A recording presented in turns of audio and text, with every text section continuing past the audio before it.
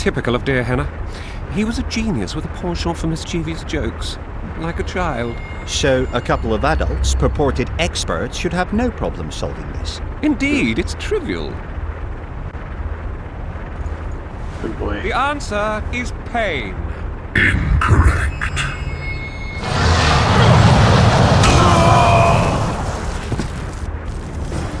No! Impossible! So many years of research together. Well, imagine the books. We the must go on. potions. My poor friend. Pleasant or terrible. I come at night or in daytime, short or long, but yours alone, essential. I am A dream. A dream. correct. I knew it. It's going rather well so far. Not for everybody.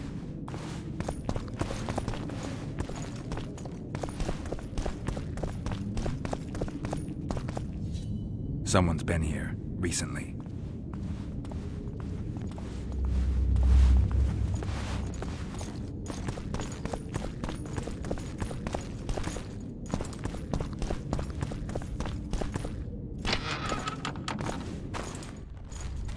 Well, well, the competition's here.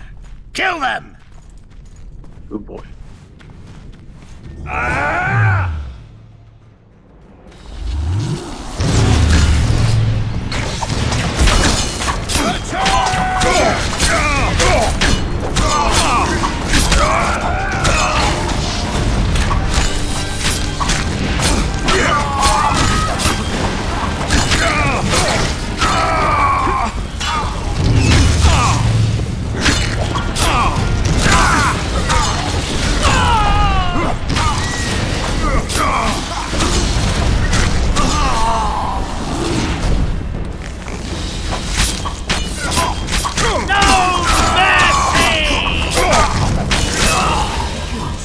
They must have descended straight from their quarter. Let a Nordling.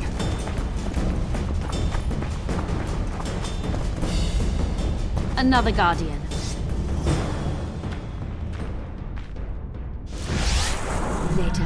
Later and Lorne, Lisa and...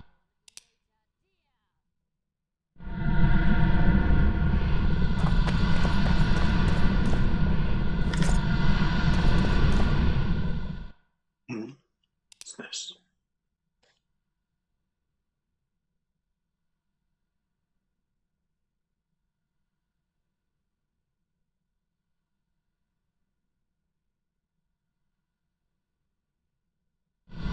It's reacting to my spell.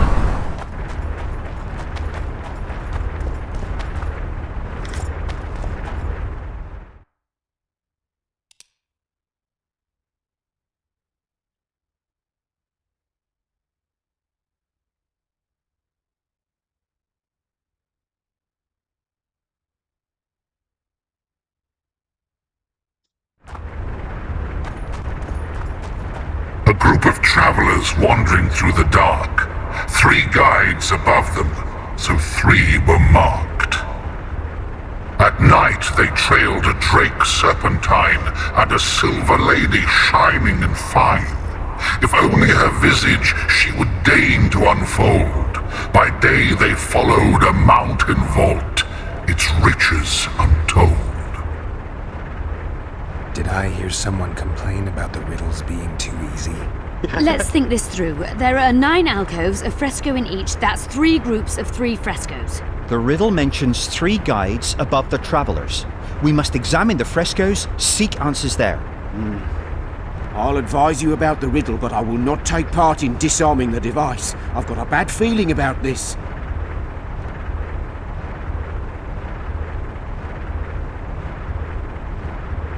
What do you think of the first verse? I would say it describes a serpentine dragon swallowing its own tail, which represents infinity and thus time. The hourglass likewise symbolizes time. In this case, the time of the traveler's journey. I believe it's the Dragon constellation. It would be visible at night. What's more, sources on alchemy invariably portray dragons as winged, and as an accomplished alchemist, Gehenna would also be a competent astrologer. The verse must refer to the constellation. In alchemy, the winged serpentine dragon represents prime matter, an essential component in the process of alchemical transformation. The verse seems to indicate the allegory illustrating that transformation.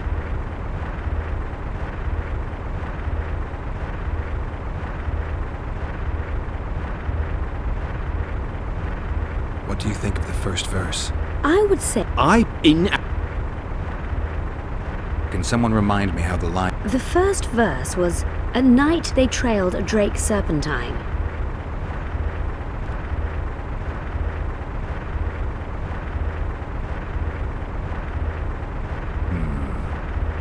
I think it's the hourglass. I shall take that one.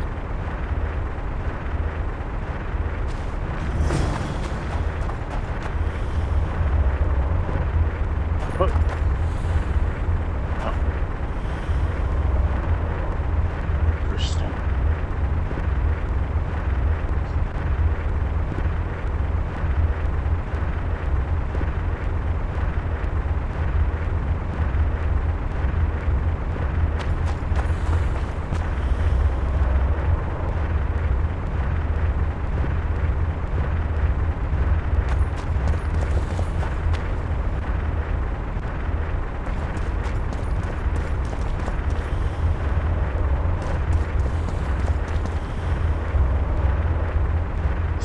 Related.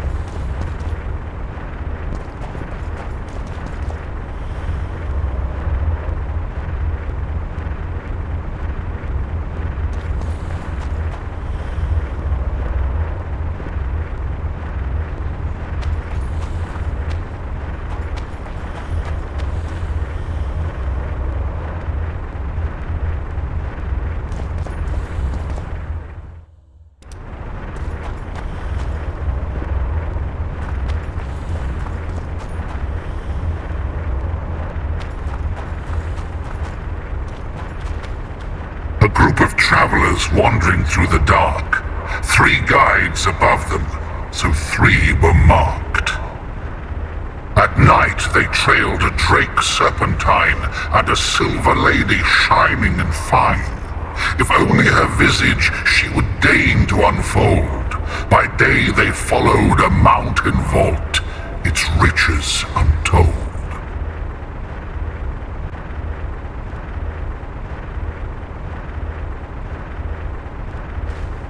Alright.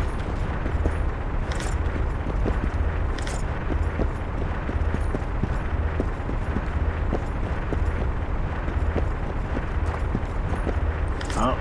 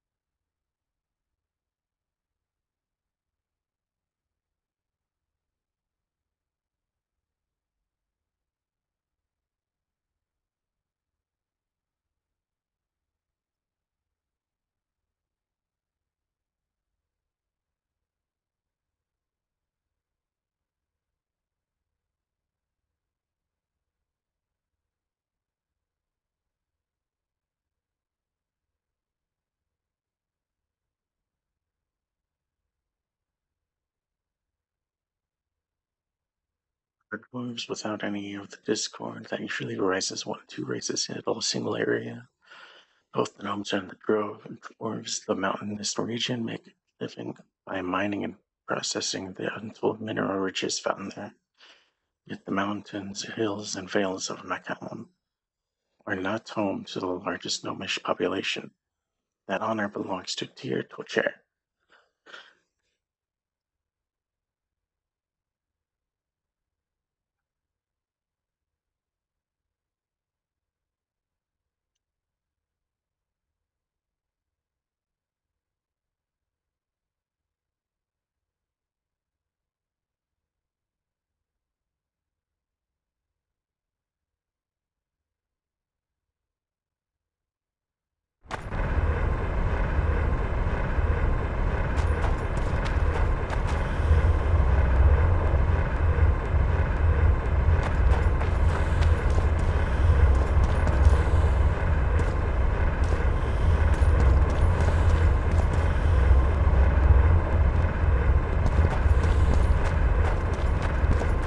This is the one. Okay, this is the one. That's the one. I persuaded I Gaspar wager to we have a pursue. few- A group of travelers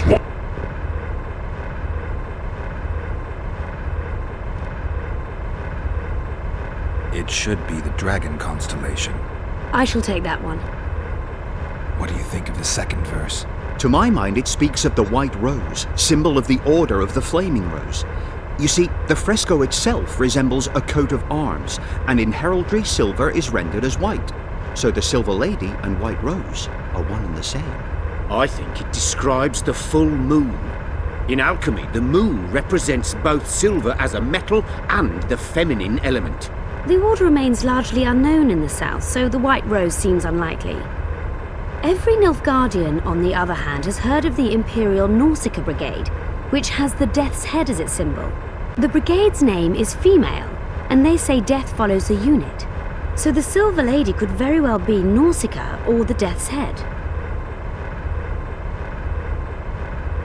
I think it's the full moon. Allow me. What do you say to the third verse? It describes the precipice, the ravine amidst mountains. An ancient rule in alchemy states, as above, so below. The vault is the ravine into which the riches of the mountain flow. We must read the third line literally. To me, it suggests the Mahakam Mountains and its mines, from which dwarves and gnomes extract many ores that are invaluable to alchemists. Those mountains are a vault in and of themselves. The verse is not literal. In many legends, towers are in fact vaults, which the hero must penetrate in order to rescue an imprisoned princess or find a long-concealed magic item. The mountain vault is the tower. The mine entrance in the mountainside. That seems logical. I'll stand next to that fresco. Let's see if we can solve this. Take your places. Count me out. I want to live. As you will.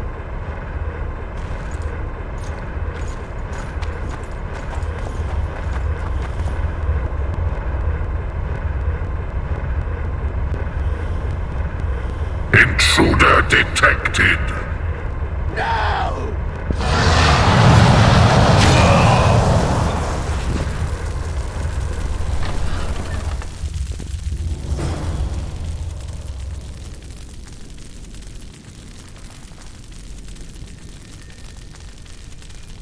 Our expedition has grown thin. Such a shame. I actually found those two amusing. Shut up. Of course, my lady.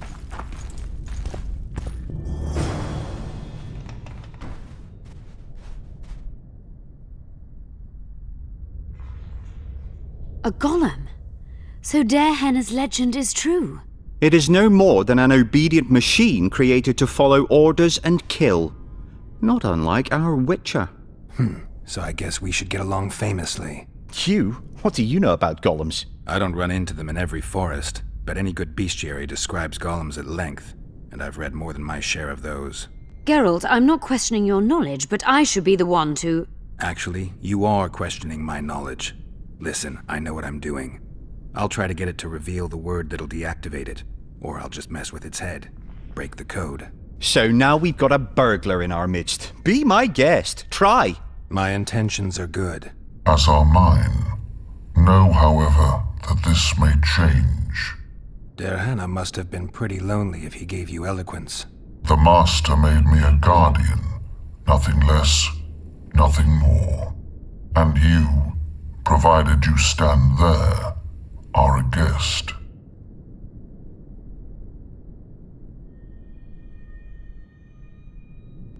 Powerful magic created you. Derhana was a true master. He is still, since his mastery survives.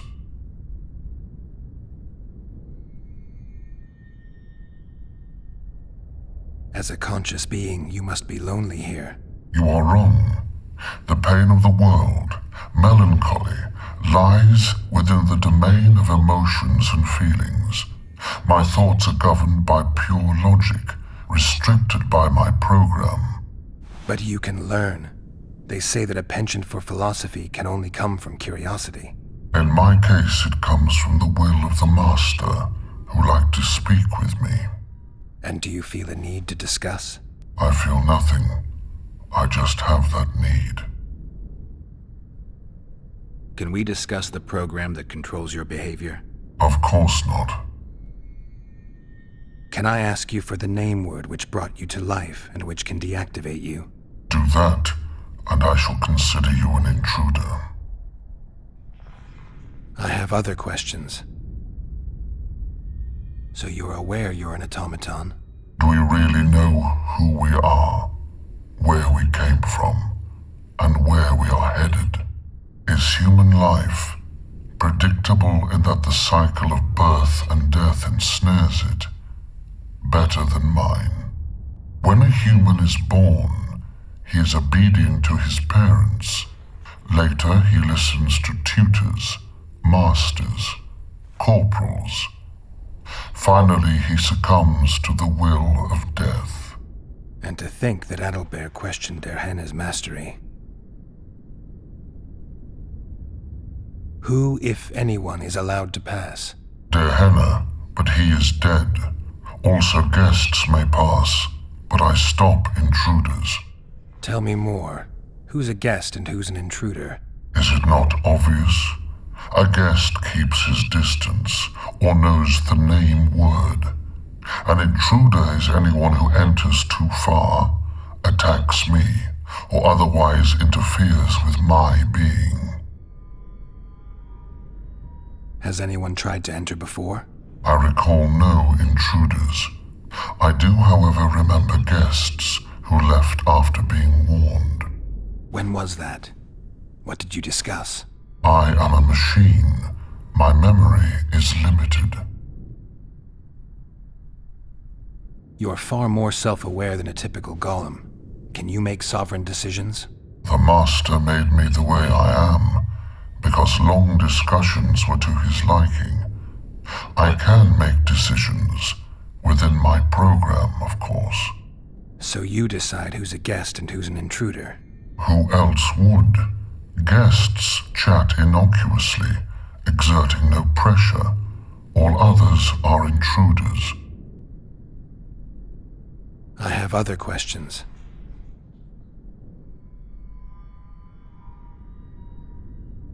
Do you remember your creator? Of course. I was summoned into being by Master Derhana. I abide by his will, by his power, by the necessity encased in my stone bowels. Derhana is dead. His word, which animates me, lives on, as does his legacy, which I protect. Empires will rise and fall, rivers will shift their courses, but I will remain obedient to one master on my eternal watch.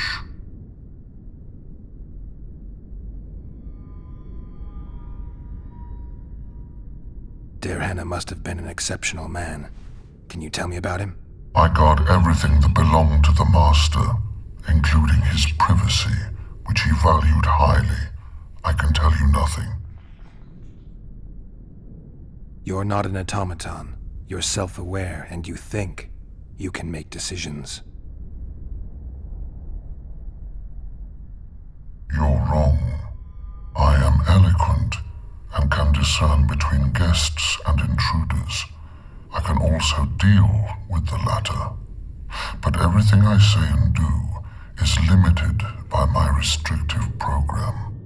By the way, as an automaton, I am immune to all charms. Stop the intruders.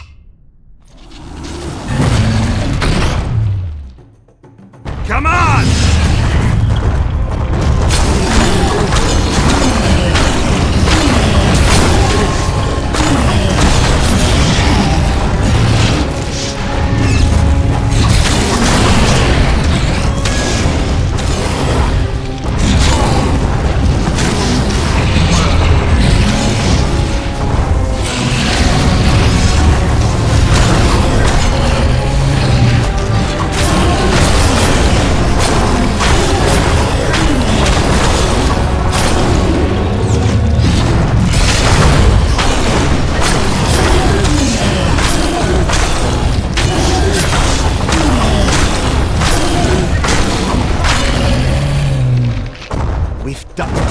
We've penetrated their Hennis laboratory. Let's have a look. This is better than I'd hoped. A great success for Nilfgaard, this mission. Maybe you'll get that promotion. It's about the city's history.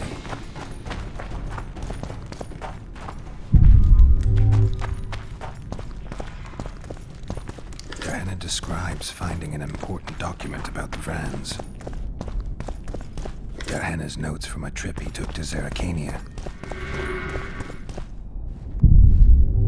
Can you feel that? My medallion's vibrating.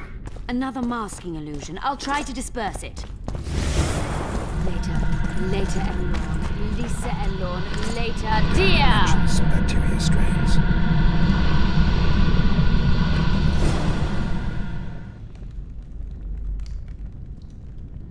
The device. What is it? You've done your job. You'll be paid and... Paid like the scholars were?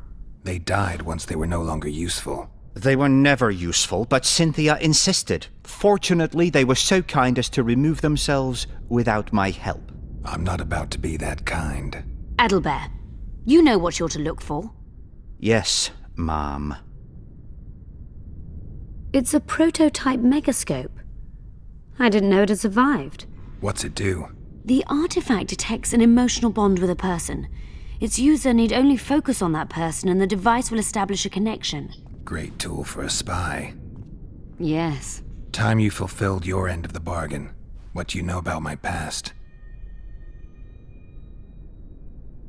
You were a rider of the Wild Hunt. I read the reports. Don't the Nilfgaardians have anything better to do than write reports about witchers? Not about witches. About you. You are the sole person to have been a member of the host, and survived. Anything else? Any detail you can give me would be useful. Don't trust Letho. You think I trust the people I hunt? He's your foe today, but he wasn't always. How do you know I knew Letho? I've read... The reports, I know. Why are you warning me about him? Because I like you. Let's say you've satisfied my curiosity. Well then, consider me glad to have satisfied a witcher, whatever the way.